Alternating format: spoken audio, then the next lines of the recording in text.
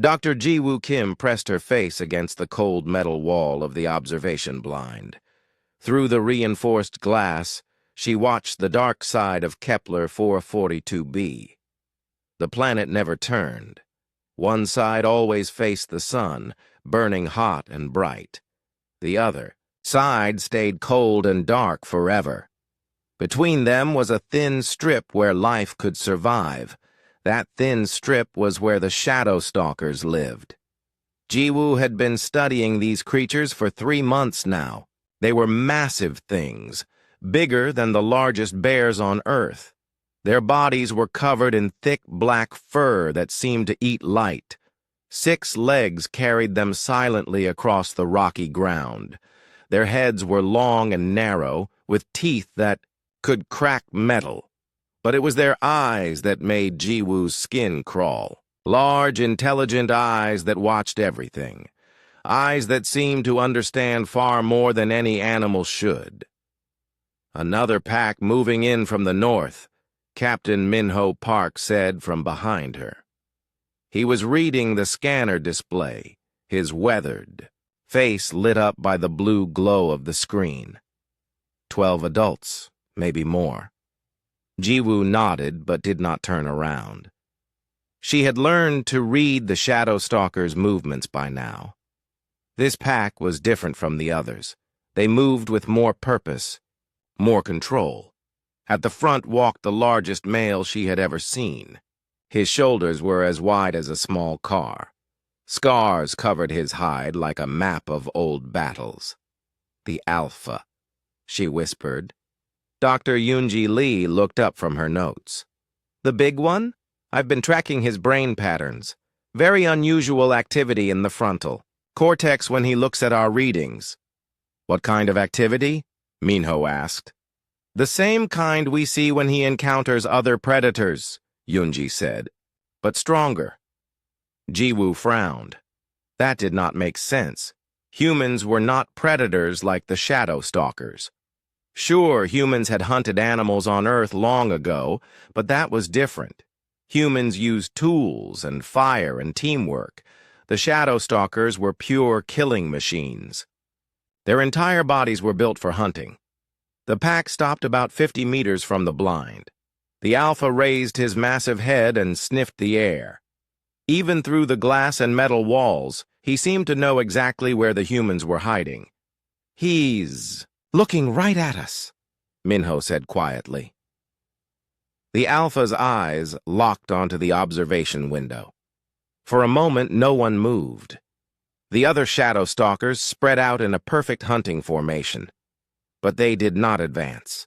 They just waited, watching their leader. Ji-woo felt her heart beating faster. She had studied predators on 7 different worlds now. Big cats from Proxima b that could phase through solid matter. Pack hunters from Wolf 359 that breathed acid. Flying death birds from Gliese 606S7C that could see heat signatures from orbit. All of them had reacted the same way when they saw humans. Not fear like they showed around other galactic species. Not curiosity either. Something else. Something that made the hair on the back of Ji-woo's neck stand up. Remember the thermal hunters on Wolf 359? She asked without taking her eyes off the Alpha. The ones that tried to melt through our ship's hull? Minho said. Hard to forget. They stopped when Tae-hyun stepped outside. Just stopped and stared at him for 10 minutes. Maybe they'd never seen a human before, Yoonji suggested. That's what we thought then, Ji-woo said. But these shadow stalkers have never seen humans either. Look at how they're behaving. The pack had formed a perfect circle around the blind. Not attacking, not fleeing, just watching. Waiting. Their body language reminded Ji-woo of something, but she could not place what. Then it hit her. They're showing respect, she said. What? Minho turned to stare at her. Look at their postures. Heads slightly lowered but still alert. bodies loose but ready to move. It's the same way they act around other alpha packs when they don't want to fight. You're saying they think we're apex predators? Yunji asked. Before Jiwoo could answer, the alpha did something that made all three humans freeze. He took 3 slow steps toward the blind. His massive paws made no sound on the rocky ground. When he reached the observation window, he lowered his head until his eyes were level with Jiwoo's. The glass was 30 centimeters thick and designed to stop plasma blasts. But looking into those intelligent yellow eyes, Jiwoo felt like there was nothing between them at all. The alpha's gaze moved slowly across her face, not the quick, nervous glances of prey animals, not the calculating stare of something deciding whether to attack. This was different. This was recognition. Deep in those alien eyes, Jiwoo saw something that made her blood run cold. The alpha was not looking at her like she was another species. He was looking at her like she was another predator, an equal, maybe even a superior. The moment stretched on forever. Behind the alpha, his pack remained perfectly still. Inside the blind, the 3 humans barely dared to breathe. The only sound was the soft hum of the life support systems. Then the alpha did something that would haunt Jiwoo's dreams for years to come. He nodded. It was barely visible, just a slight dip of that massive head. But it was definitely a nod. A gesture of acknowledgement from one apex predator to another. A second later, he was gone. The entire pack melted back into the shadows, as if they had never been there. Only the faint traces of their scent remained, hanging in the recycled air. Of the observation blind, did you see that? Yunji whispered. The nod? Minho said. Yeah, I saw it. Jiwoo stepped back from the window, her legs suddenly shaky. We need to contact the research station, all of it. Every observation we've made on every world. Why? Minho asked. Because this isn't the first time, Jiwoo said. Every apex predator we've encountered has shown the same behavior. They all recognize something in us. Something that makes them treat us like fellow predators. She looked back at the empty landscape outside the blind.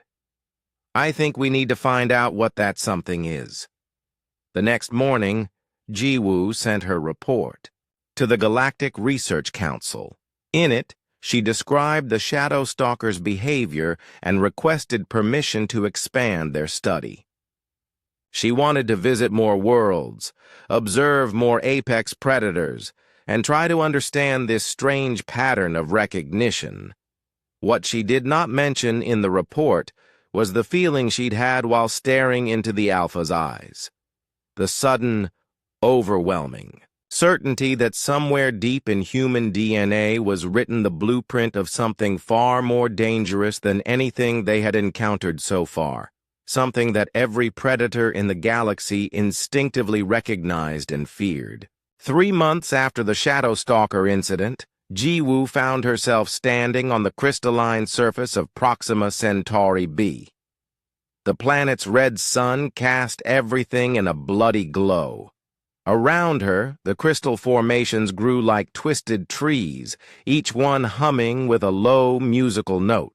Thermal readings show movement 2 kilometers north, Dr. Hansel Choi said, checking his scanner. He was new to the team, an evolutionary biologist sent by the Research Council to help understand what they were seeing. Jiwoo nodded and started walking toward the readings. Her boots crunched on the crystal sand. Behind her, researcher Soyeon Nam was recording everything with her data collection equipment. Soyeon was quiet and careful, the kind of person who noticed patterns that others missed. Tell me again about the crystalline hunters, Hansel said as they walked. They're made of living crystal, Jiwoo explained. About 3 meters tall when fully grown. They can change the hardness of their bodies at will. soft enough to move quickly, hard enough to cut through steel. And they hunt in packs? Small groups. Usually 4 or 5 adults. They communicate through sound frequencies that can shatter bone.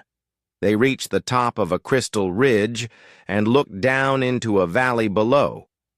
At first, Jiwoo saw nothing but more crystal formations.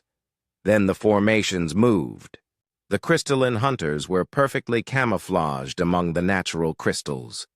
Only their eyes gave them away, dark spots that tracked the humans' movement. As Jiwoo watched, 5 of the creatures slowly stood up. Their bodies caught the red sunlight and threw it back in rainbow patterns. "Beautiful," Hansel whispered. "Deadly," Jiwoo corrected. The lead hunter, larger than the others, took 3 steps toward them. Its body sang a low note that Jiwoo felt in her bones. The other hunters spread out, but they did not advance. They just watched. "Same behavior pattern," Soyeon said quietly, reading her instruments. "Respectful distance, non-aggressive posture, but intense focus on the human subjects." Jiwoo studied the lead hunter's face. Like the shadow stalkers, it showed no fear. No confusion about what humans were. Just that same look of recognition that made her skin crawl. "Run the neural scan," she told Soyeon. Soyeon pointed her equipment at the crystalline hunters and waited for the readings. After a few minutes, she frowned at her display. "Elevated activity in the frontal cortex," she said, "specifically in the regions associated with predator identification." "Meaning?" "Their brains are recognizing us as apex predators," Hansel said. "Just like the shadow stalkers did." Jiwoo watched the lead hunter tilt its crystal head. The creature's dark eyes never left her face. "But how is that possible? These species evolved on completely different worlds. They've never encountered humans before." "That's what I want to find out," Hansel said. "Over the next 6 weeks, they visited 10 more worlds. On each planet, they found the same thing. The thermal predators of Wolf 359C, creatures that lived in lava flows and breathed superheated gases, treated humans with the same respectful wariness. The gravity manipulators of Gliesa 667cc, beings that could crush steel with their minds, kept their distance and watched the humans with intelligent, calculating eyes. Every single apex predator they encountered showed the same behavior. No fear, no confusion, just immediate recognition of humans as fellow predators. Back on the research station, Hansel spent days analyzing tissue samples and brain scans from different predator species. Soyeon worked on her data, looking for patterns in the neural responses. Jiwoo read everything she could find about predator evolution and recognition systems. "I found something," Hansel announced one morning. He looked tired, like he had been working all night. "Look at this." He showed them brain scans from 6 different apex predator species. Each scan was colored to show areas of neural activity. "See these clusters of neurons?" He pointed to bright spots in each brain scan. "They only activate when these creatures encounter other apex predators." "Predator recognition neurons," Soyeon said, "like a biological warning system." "Exactly. But here's the interesting part." Hansel pulled up another set of scans. "These are the same neurons when the creatures encounter humans. Identical activation patterns." Jiwoo stared at the scans. "They're recognizing us as apex predators on a neurological level." "But it gets stranger," Hansel continued. "I've analyzed the brain structures of every apex predator we've studied. They all have these recognition neurons, but the development level varies significantly." "What do you mean?" The shadow stalkers have moderately developed recognition neurons.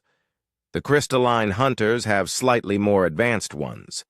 The thermal predators are even more developed. So I tested human volunteers. Hansel pulled up one final brain scan. Humans have the most advanced predator recognition neurons of any species we've studied, by a massive margin. The room fell silent. Jiwoo looked at the human brain scan, seeing the bright clusters of neural activity that marked them as natural predator detectors. "But we're not really apex predators," she said slowly. "Humans use tools and technology. We're smart, but we're not built like killing machines." "Aren't we?" Soyeon asked quietly. She had been studying her data displays while they talked. "I've been analyzing the behavioral patterns from all our encounters. Every apex predator we've met shows the same response to humans. It's not learned behavior because they've never seen humans before." "Then what is it?" "Instinct," Soyeon said. "Something in their genetic programming recognizes something in our genetic programming." Hansel nodded slowly. "The recognition neurons don't just identify other predators. They identify specific types of predators. And every species we've encountered has neurons specifically calibrated to recognize something that humans represent." "What kind of something?" Jiwoo asked. "I don't know yet," Hansel admitted. "But whatever it is, it's built into the basic biology of apex predators across the galaxy, as if they evolved specifically to watch out for creatures like us." Jiwoo thought about the shadow stalker Alpha, the way he had nodded at her through the observation window. She thought about the crystalline hunter's calculating stare, the thermal predator's respectful distance. "What if it's not recognition?" she said slowly. "What if it's memory?" "Memory of what?" "Memory of humans. Or something like humans." Soyeon looked up from her data. "That would mean humans or human-like creatures have encountered these species before, long enough ago for the recognition to become instinctual." "How long ago would that have to be?" Jiwoo asked. Hansel calculated quickly. "For a behavioral pattern to become completely instinctual across an entire species, thousands of generations, maybe tens of thousands. 50,000 years minimum," Soyeon added. They all stared at each other. The implications were enormous. If apex predators across the galaxy had evolved instinctual recognition of humans, then humans, or creatures, very much like humans, had been traveling between worlds for far longer than anyone believed possible. "We need more data," Jiwoo said finally.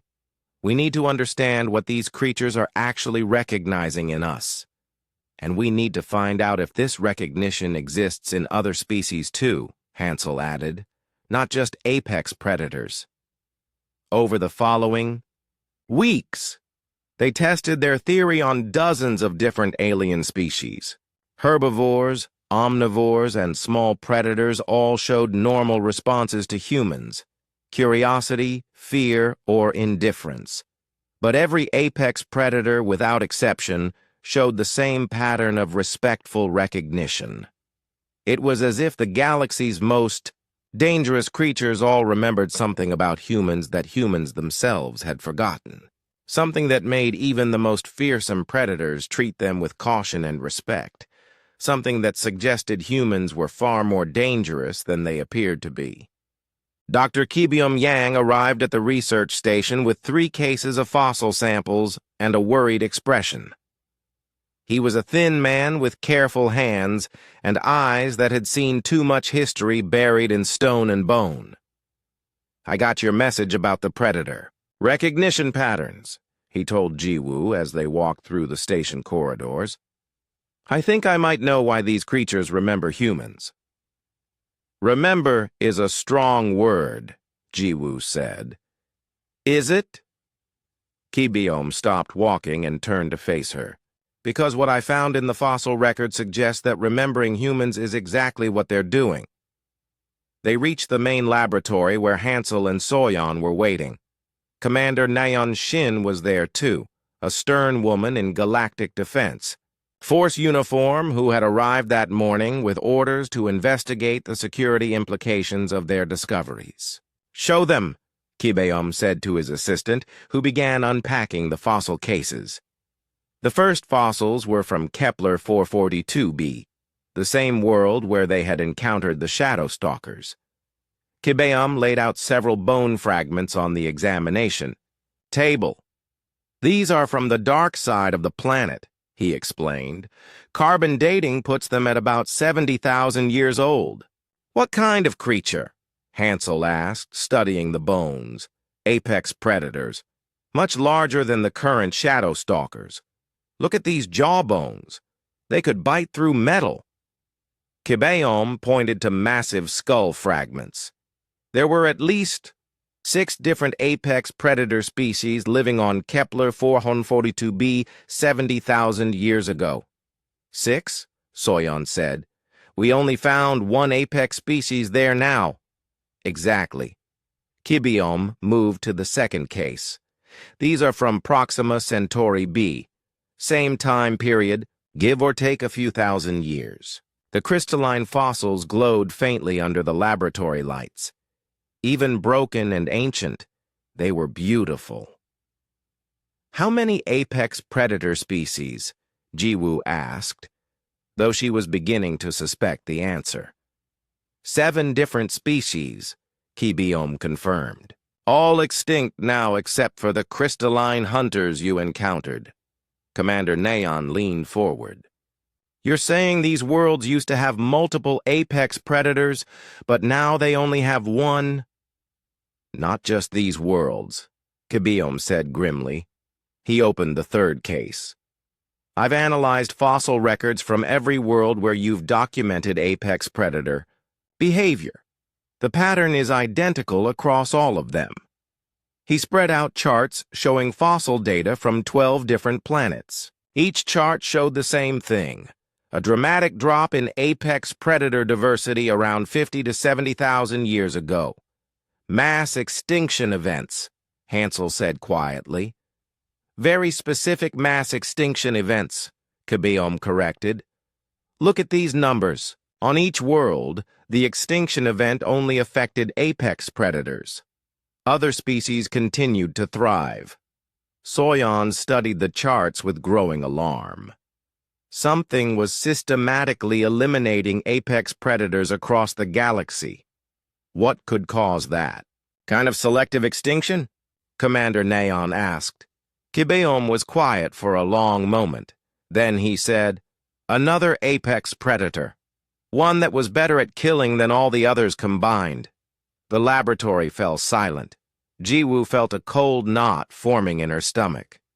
"Dr. Lee wants to show you something else," Kibiome said. He activated a wall display showing brain scan data.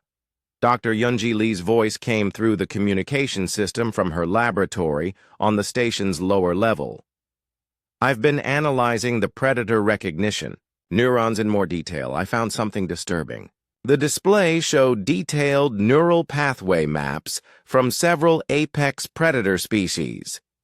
"These recognition neurons don't just identify other apex predators," Yunji explained.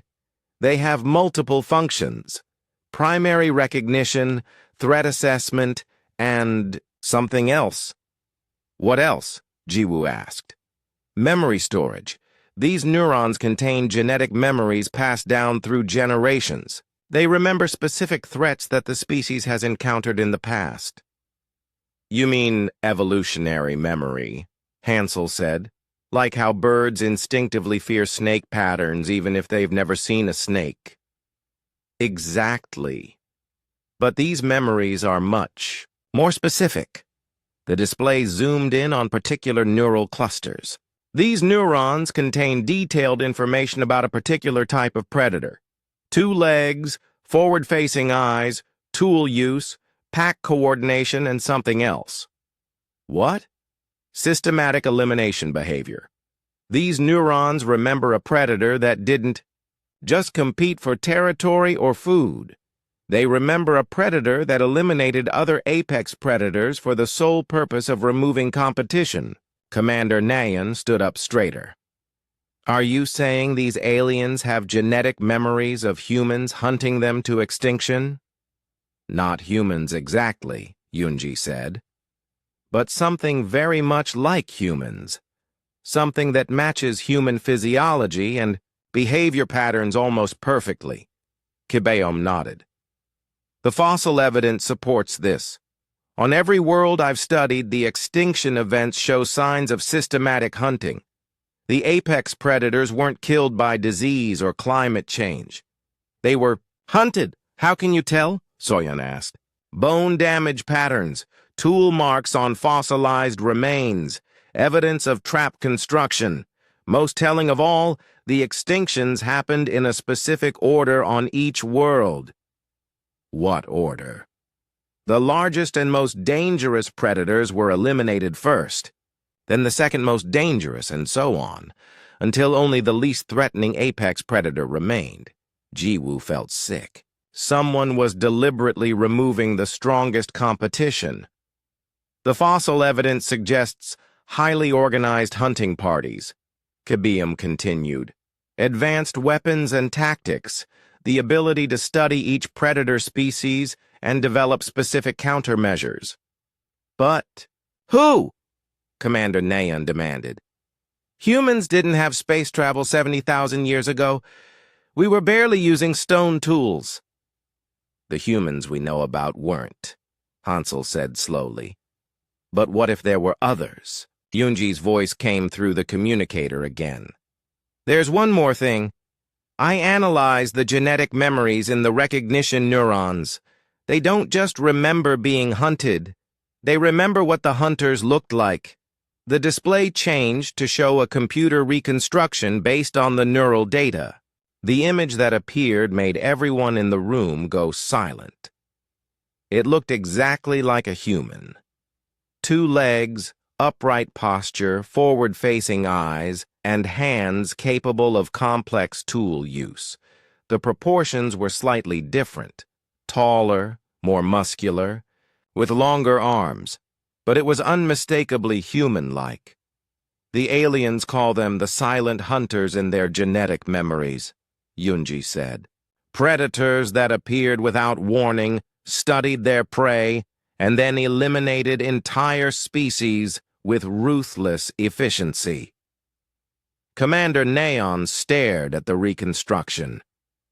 You're telling me that human-like beings conducted a galaxy-wide campaign of apex predator extermination 70,000 years ago? That's what the evidence suggests, Kibeom said. But why? Jiwoo asked. Why eliminate other apex predators? To ensure no competition, Hansel said grimly. If you want to be the only apex predator in the galaxy, you have to eliminate all the others. Soyeon looked up from her data analysis. I've been running calculations on the recognition patterns we've observed. The neural responses aren't just fear or respect. There's something else. What? Submission. Every apex predator we've encountered shows subtle signs of submissive behavior around humans, as if they've been trained. The implications hit everyone at the same time. The surviving apex predators weren't just remembering being hunted by human-like beings, they were remembering being selectively bred and conditioned by them. The galaxy's current apex predators aren't natural survivors, Jiwoo said slowly. They're the species that were allowed to live because they weren't threatening enough, or because they were useful, Commander Nayan added grimly. Kibeom nodded. Every surviving apex predator species shows signs of genetic modification, enhanced intelligence, improved pack coordination, but reduced size and aggression compared to their extinct relatives. They were domesticated, Hansel realized. Not fully, but partially. Turned into something less dangerous.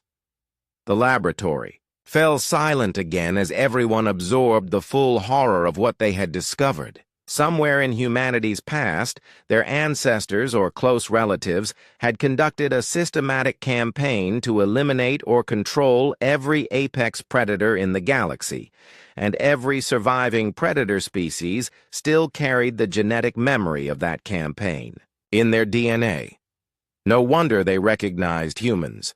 They had been shaped by human hands for thousands of generations. Dr. Taewon Lim was not supposed to be able to read the crystalline memory banks on Proxima Centauri b.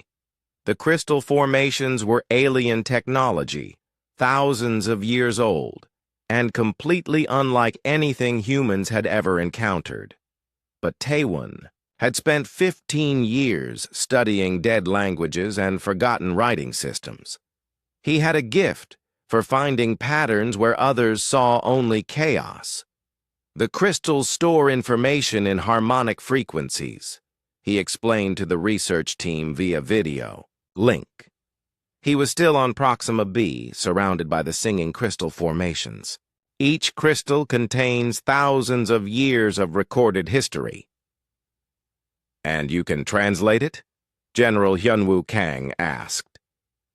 The military strategist had arrived at the research station that morning, sent by the Galactic Defense Force to assess the strategic implications of their discoveries. Partially, Taewon said. The language is incredibly complex, but I've found references to what they call the silent hunters.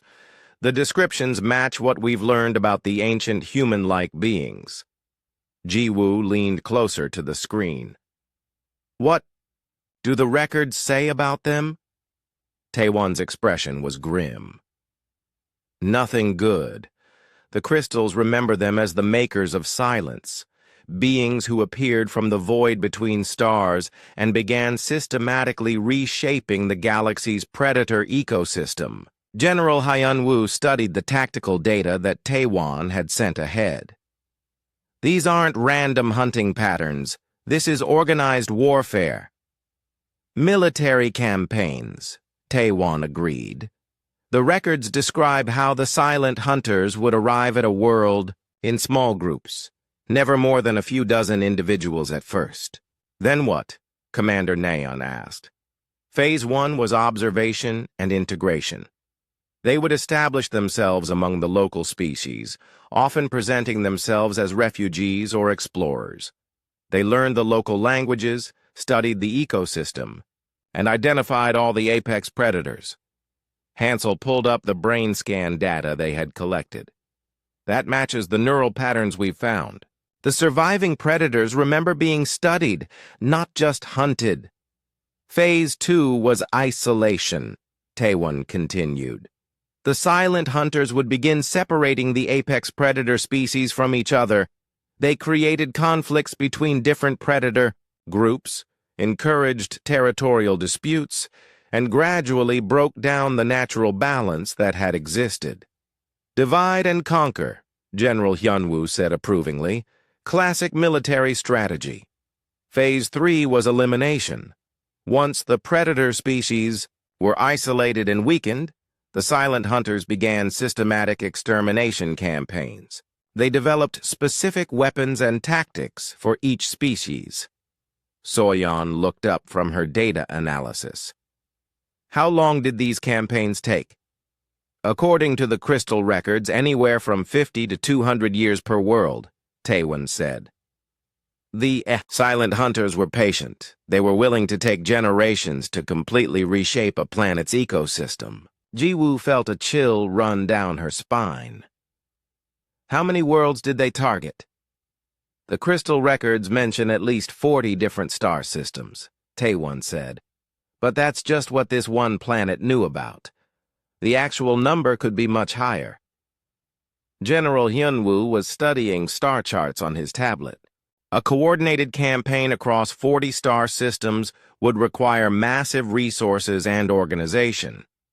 We're talking about a spacefaring civilization with technology far beyond what humans had 70,000 years ago. Maybe they weren't the humans we know, Commander Neon suggested. Maybe they were a different branch of human evolution. Or maybe human civilization is much older than we think, Hansel said quietly. Taewan's image on the screen shifted as he moved to a different crystal formation. There's more. The records describe the weapons and tactics used by the silent hunters. What kind of weapons?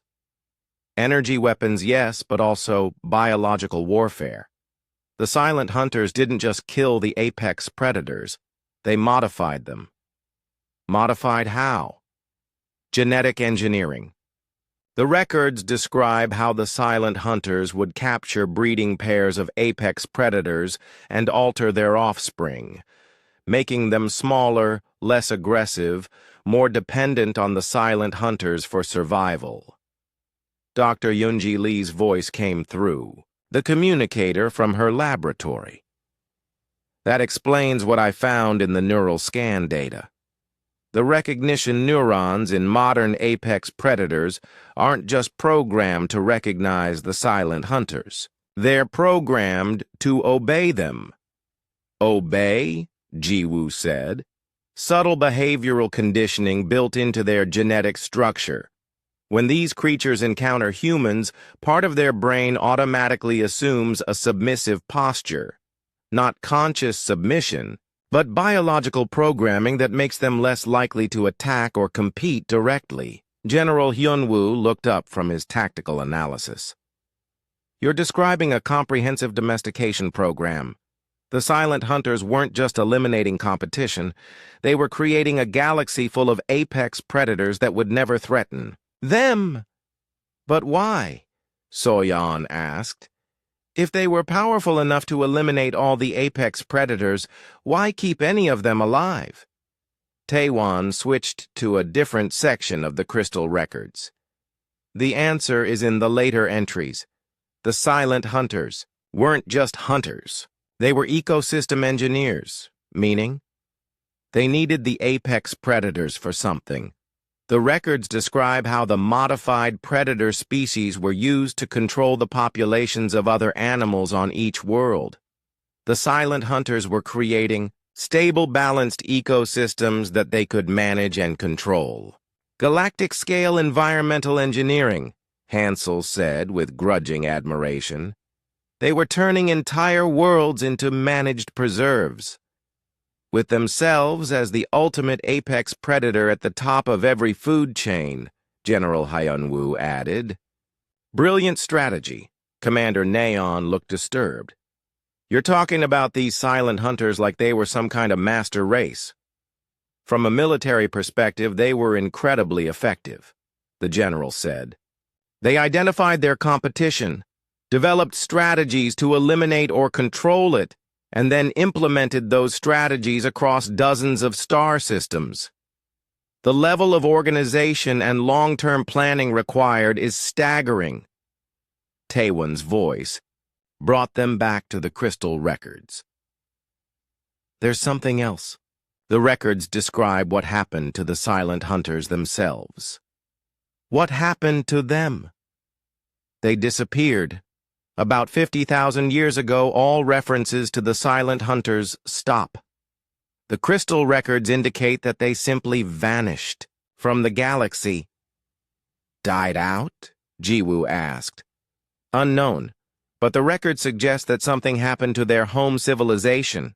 The hunting campaigns stopped abruptly, and the managed ecosystems they had created began to evolve on their own. Without the silent hunters to control them, the modified apex predators started developing their own behaviors again, Yunji added. But the genetic programming remained. The recognition patterns, the submissive behaviors, the memories of being controlled.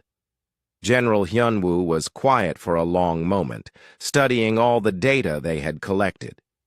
Finally, he said, "This explains why every apex predator in the galaxy reacts to humans the same way. We're not just similar to the Silent Hunters. We are their descendants. That's impossible, Commander Neon protested. Human civilization on Earth is only a few thousand years old. The human civilization we know about, the General corrected. But what if the Silent Hunters were an earlier wave of human expansion? What if they spread across the galaxy, conducted their campaigns, and then something forced the survivors to retreat back to Earth? A galactic civilization that collapsed and regressed to Stone Age technology? Hansel said. It's possible. We've seen similar collapses on smaller scales. Jiwoo thought about the Shadow Stalker Alpha, the way it had nodded to her with respect and recognition. So when these creatures look at us, they're not seeing another species. They're seeing their former masters who shaped their evolution for thousands of generations, Soyeon said. No wonder they remember us. The question is, General Hyunwoo said grimly, what are we going to do with this information? If humans are the descendants of a species that once controlled the entire galaxy, what does that mean for our current relationships with other civilizations? Taewan's voice came through the communicator one last time. There's one final entry in the crystal records, a warning left by the last Silent Hunter to visit this world. What kind of warning? It says that the Silent Hunters will return someday, and when they do, the galaxy will remember what it means to have a true apex predator in control. The laboratory fell silent as everyone absorbed the implications. They had set out to understand why apex predators recognized humans.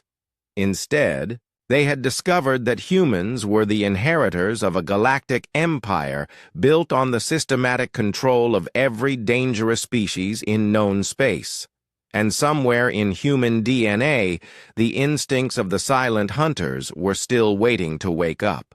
Elder Jamin Moon arrived at the research station during the worst crisis in human galactic relations since first contact. News of the Silent Hunter discovery had leaked to the galactic community, and the reactions ranged from panic to outright hostility. 3 systems have closed their borders to human ships, Director Yujin Bei reported as she met with the research team in the main conference room. The Centauran Alliance is demanding that all humans submit to genetic testing to determine their predator potential, and the Vegan Federation has formally requested that humanity be classified as a dangerous species. Elder Jamin listened quietly as the director explained the political fallout. He was an old man with kind eyes and patient hands, but Jiwoo could see the worry in his expression. "What do you think?" she asked him.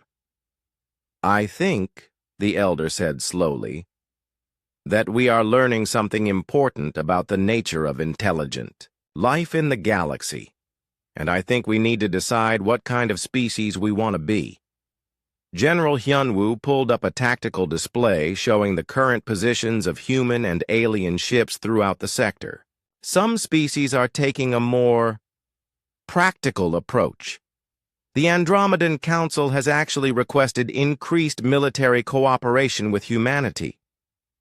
They want us as allies rather than enemies, Commander Neon said. "Smart of them.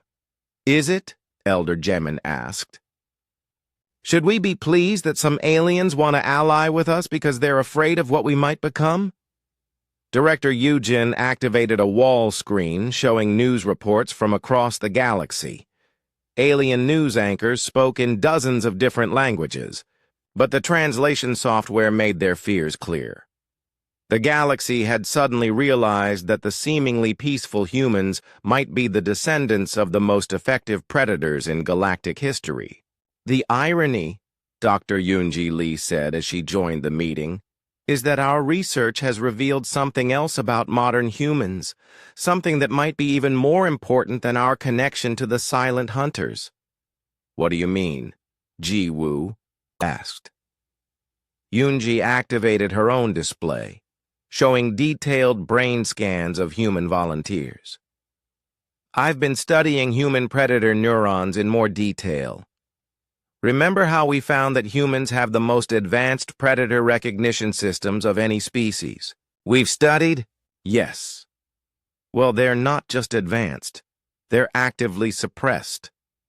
The room fell quiet. Yunji highlighted specific areas of the brain scans. Look at these neural pathways.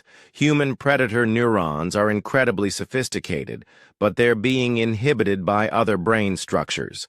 Specifically, by the regions responsible for empathy, cooperation, and long-term planning. You're saying human brains are designed to suppress their predator instincts? Hansel asked. Not designed. Evolved. Over the past 50,000 years, human evolution has been actively working to reduce the expression of silent hunter traits. Elder Jamin leaned forward with interest. The species has been trying to evolve away from its own nature. Exactly. Modern humans still carry all the genetic markers of apex predators, but we've developed neurological mechanisms to keep those instincts under control. Soyeon looked up from her data analysis. That explains why the alien apex predators react to us with both recognition and confusion. They see the predator markers, but they also sense that something is different about modern humans. We're apex predators who have chosen not to be apex predators, Jiwoo said slowly. Which raises an interesting question, General Hyunwoo said. Are we making the right choice? Director Yujin showed them the latest reports from the galactic community. Several species are openly discussing whether they should band together to contain humanity before we revert to type. They're treating us like a sleeping monster that might wake up at any moment. Maybe they're not wrong, Commander Neon said quietly. If humans really are the descendants of the silent hunters, maybe we do have the potential to become dangerous on a galactic scale.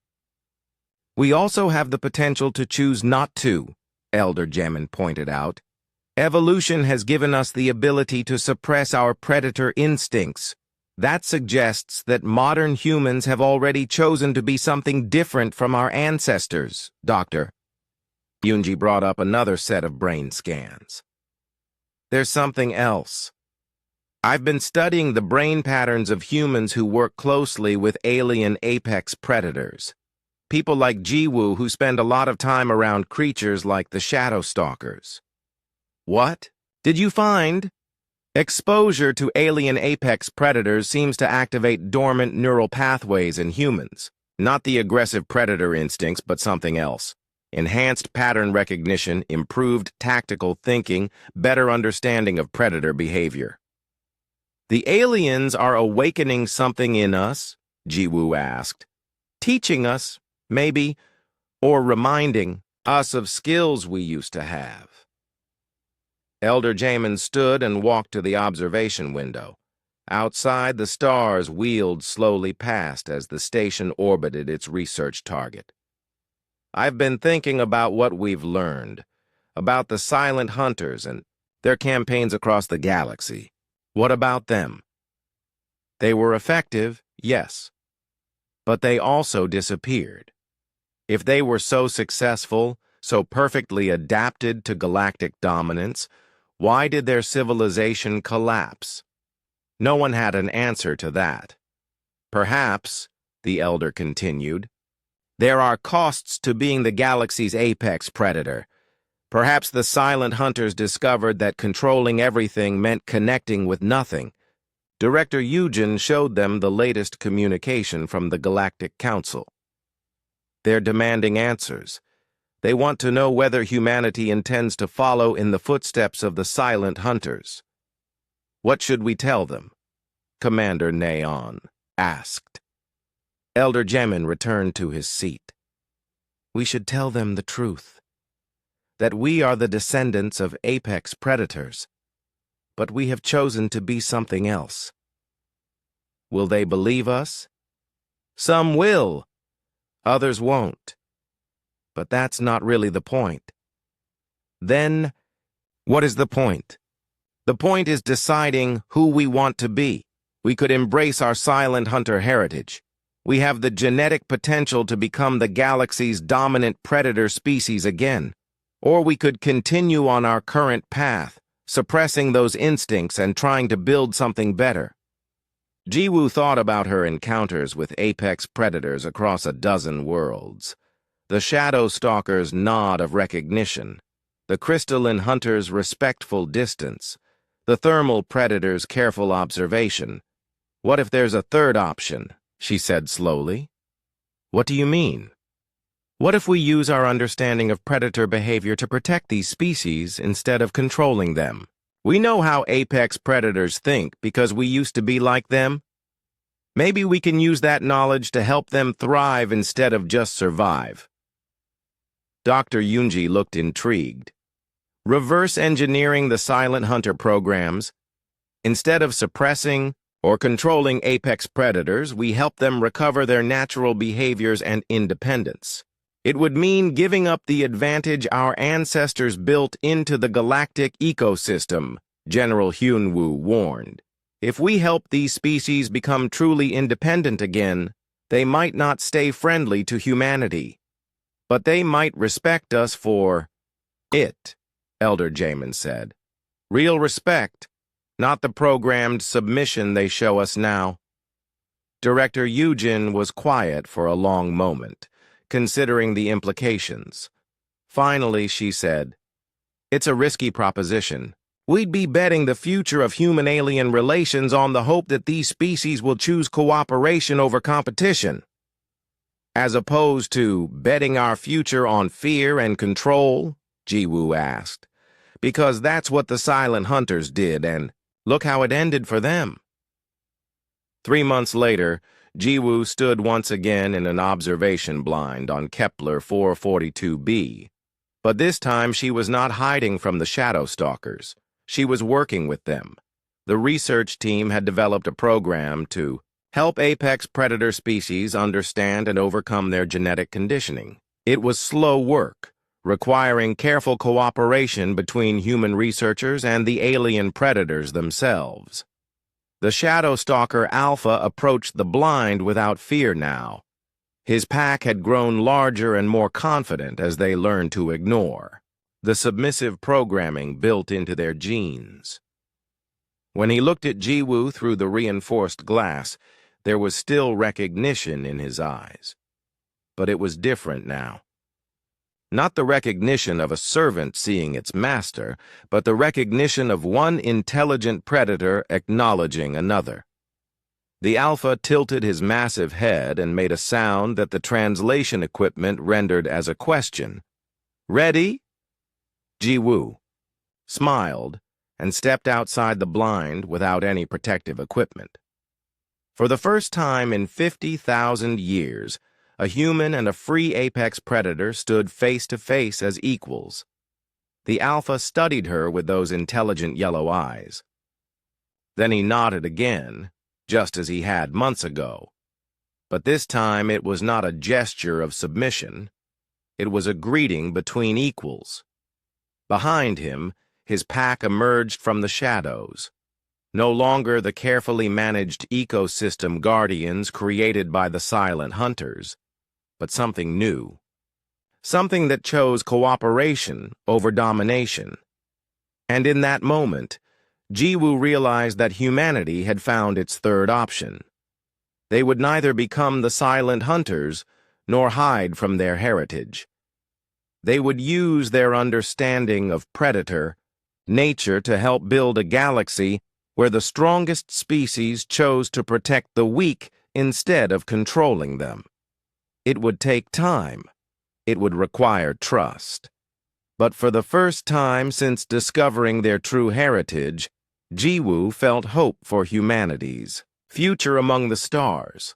The galaxy's apex predators would remember humans, but not as their masters.